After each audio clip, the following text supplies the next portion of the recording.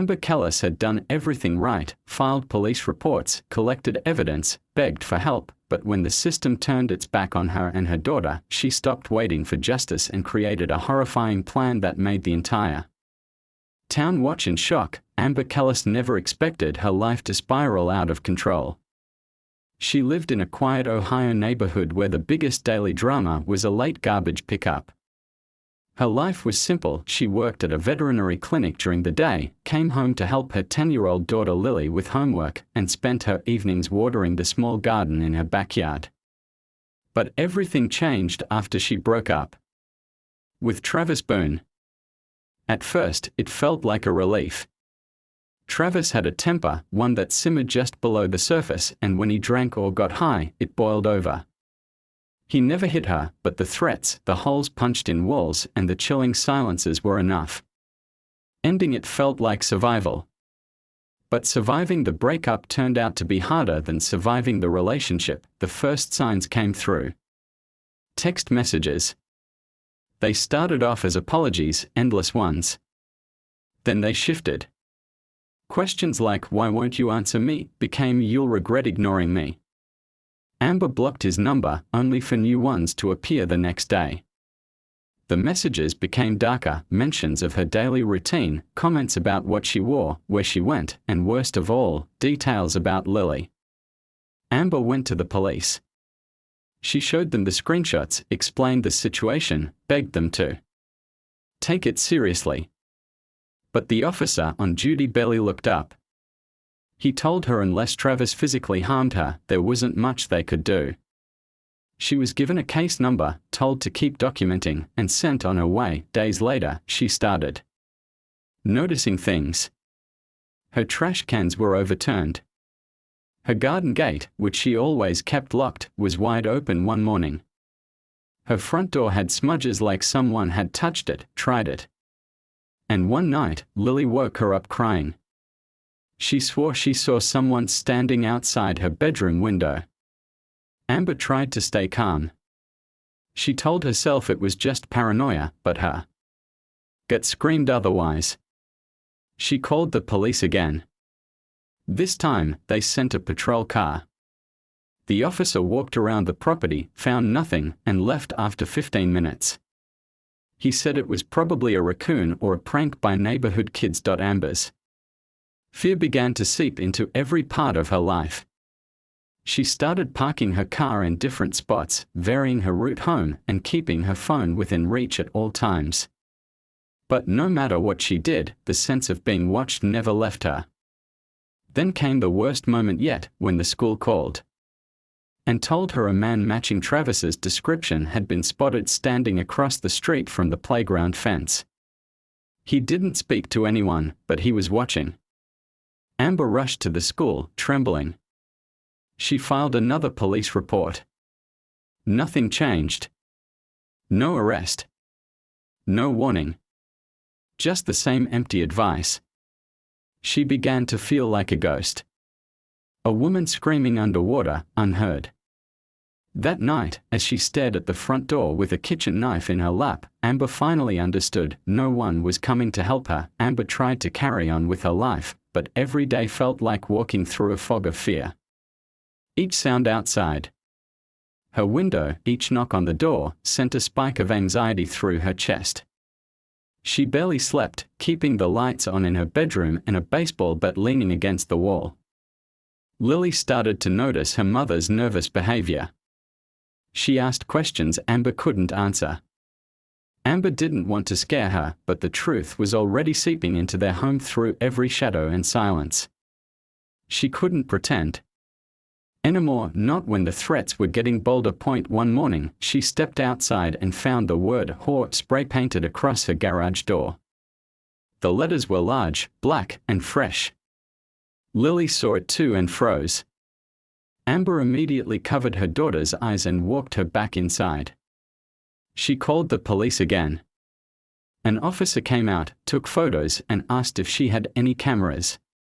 She showed him the grainy footage from her doorbell cam. It caught the outline of someone in a hoodie but nothing clear enough for an ID.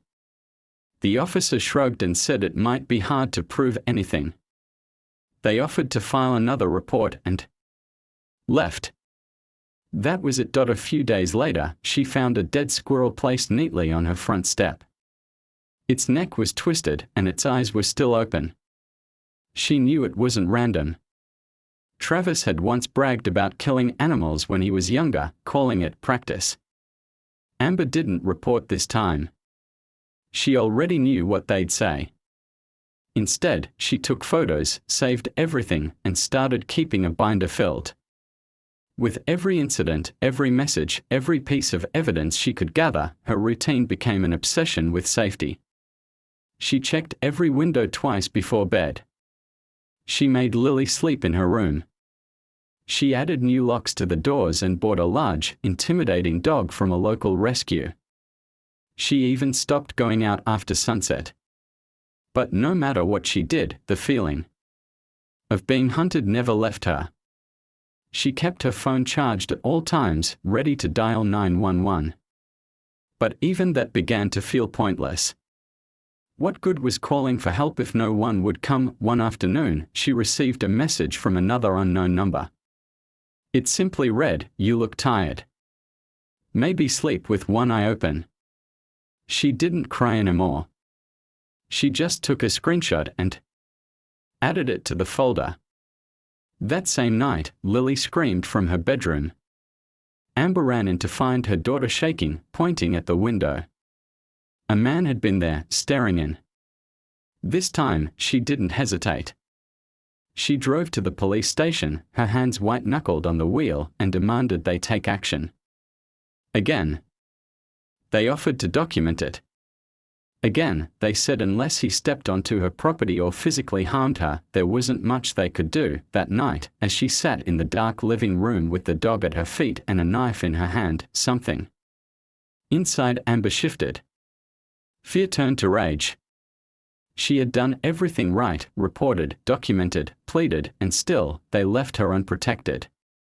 She realized then that if justice wasn't going to come to her, she would have to find her own way to get it. Amber stayed awake for most of that night, not out of fear but because her mind had finally reached a breaking point.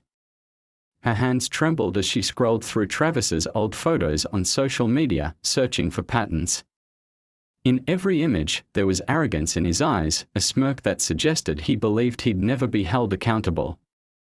And so far, he hadn't been. She stared at his face for hours, not in fear, but calculation. If the law wouldn't stop him, she would.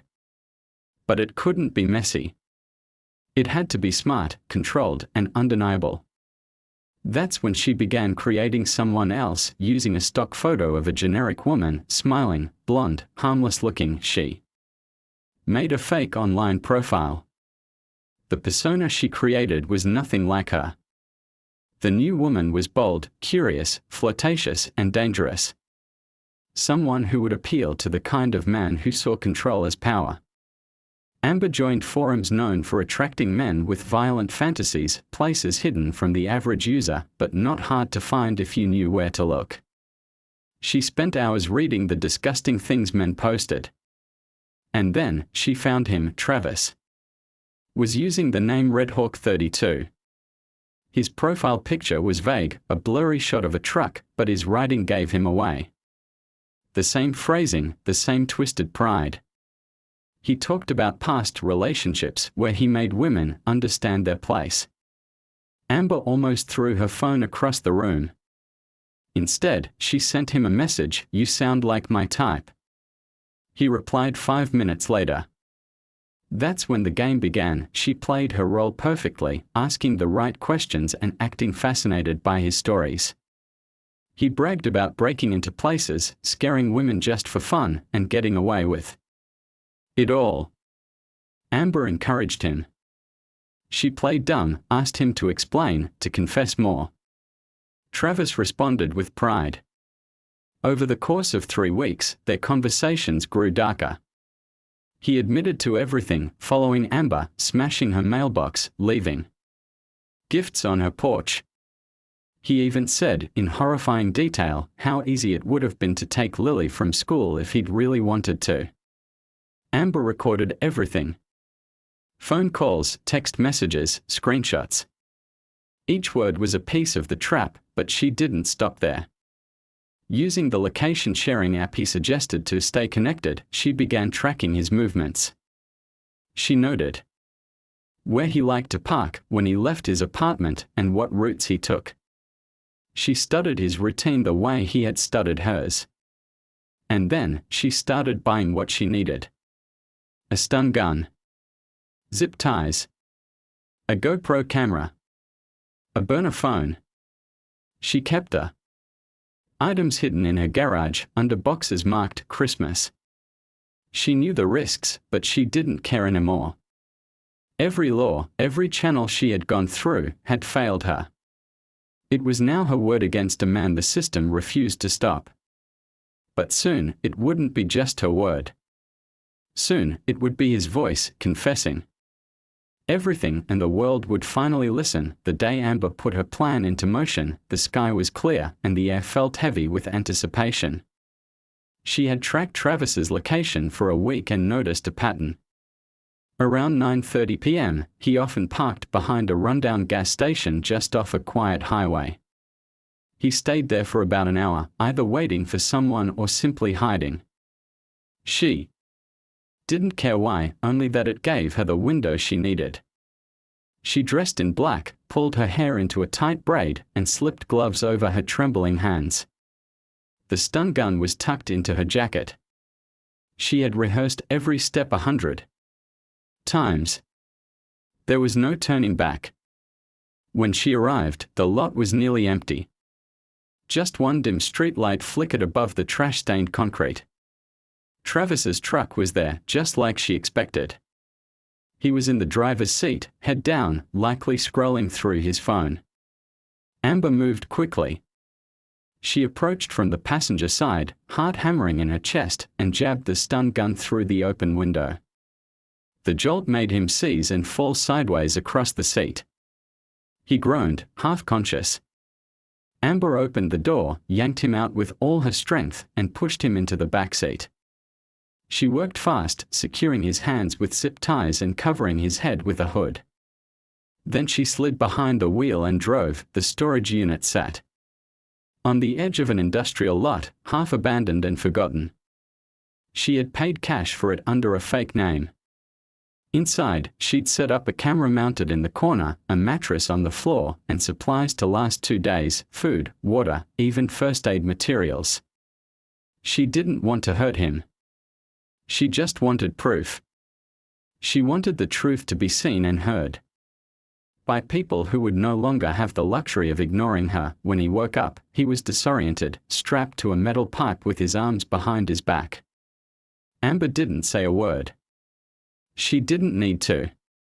The camera recorded everything. Over hours, Travis unraveled. At first, he laughed, thinking it was some prank. Then the fear set in. He started talking, fast, nervous, desperate. Amber remained silent, sitting just out of frame. His words were all she wanted. He confessed to following Amber. He admitted to slashing her tires, watching her through windows, and marking her garage. He spoke of Lily in ways that made Amber's blood turn to ice. He even said he never thought anyone would believe her. All the while, the camera caught every expression, every word, every moment of guilt. After 2 days, she left him there alive, unharmed, but fully exposed. She packed up the footage, placed it onto flash drives, and mailed them anonymously to the police, a local news channel, and a domestic violence advocacy group. Then she went home, tucked Lily into bed, and sat on the couch waiting. The footage was now out of her hands. She had done what no one else would do. She had made him confess and made sure the world couldn't ignore her anymore. 2 days after Amber mailed the flash drives, the first video surfaced online. It began with a grainy shot of Travis Boone, blindfolded and bound, speaking into the darkness. His voice cracked as he listed every act of stalking and intimidation he had inflicted on Amber and her daughter. The footage spread fast. News stations picked it up. Social media exploded. Some viewers were horrified by his words, others were stunned by the calm, cold way the confession had been captured. Amber didn't watch it. She already knew every second by heart. She sat by her window in silence, watching the street outside, waiting for the consequences to find her. The police arrived the next morning. But they didn't come for Travis first, they came for her. Two unmarked cars pulled up outside her home. Officers stepped out quietly, respectfully, and Amber opened the door before they knocked. She was calm, compliant, and said nothing as they cuffed her and read her rights. Lily stood at the top of the stairs, her small hands gripping the railing. Confusion in her eyes. A neighbor agreed to take her in while Amber was processed. Meanwhile, Travis was also taken into custody. The footage left little room for doubt. His voice, his face, his confessions, all captured without force. Inside his truck, they found gloves, a crowbar, zip ties, and a notebook filled with disturbing notes and drawings. Investigators began to piece together just how far he had planned to go. While Amber sat in a cell, the public narrative unfolded without her. The community was divided. Some called her a vigilante, a criminal who broke the law and took justice into her own hands. Others labeled her a hero, someone pushed to the edge by a system that had failed her over and over again. Activists rallied behind her. Hashtags filled timelines. Talk shows debated her actions. A crowdfunding campaign started to raise money for her legal defense, and thousands donated within days. In court, both cases moved forward simultaneously. Travis was charged with multiple felonies, including stalking, criminal threats, and attempted child endangerment. His own words, uncoerced and voluntarily spoken, sealed his fate. He was sentenced to 9 years in prison. Amber, however, faced a more complicated outcome. She was charged with unlawful restraint, kidnapping, and possession of a weapon. The jury watched the videos with mixed emotions. Some saw bravery. Others saw revenge. In the end, she was found guilty on lesser charges. The judge sentenced her to 18 months, with 10 months suspended. She served her time quietly, without incident.